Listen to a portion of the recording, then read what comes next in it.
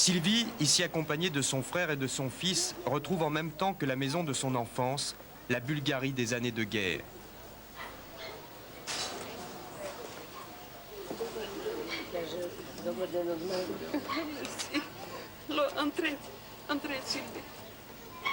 Cette bâtisse, aujourd'hui occupée par une amie de la famille, appartenait à son grand-père.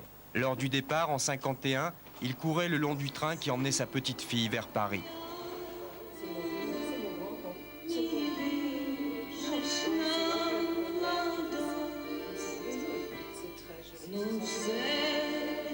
Est-ce que vous vous souvenez de votre départ en 51 d'ici? Bah, bien sûr, on ne peut pas oublier ces choses-là. Pour moi, la Bulgarie, c'était surtout un départ, en fait.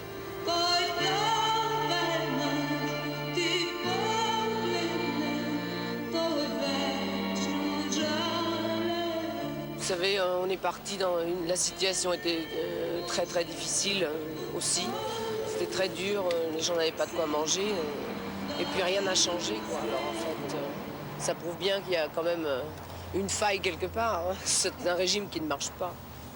Et c'est quand même toujours triste de voir que ça existe. Enfin, j'espère que maintenant, la porte est ouverte et que ça voudra dire beaucoup.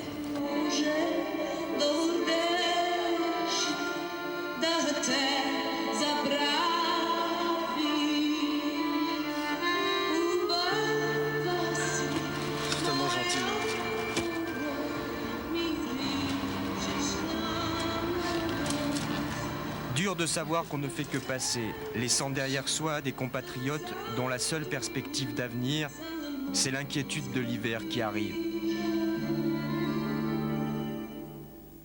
Le pire, c'est que l'hiver vient et puis le pétrole, c'est ça qui va manquer.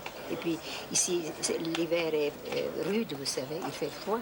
Alors, comment on va se réchauffer? C'est ça le problème. Et alors, il y aura et le manque de nourriture et le froid, vous voyez, deux ennemis qui sont assez forts comme ça pour les gens. Ce voyage qui les a ramenés en arrière, les Bulgares l'assument avec beaucoup de dignité et un certain humour. Du genre, ceux qui auront passé cet hiver, eh bien ils le regretteront l'hiver prochain.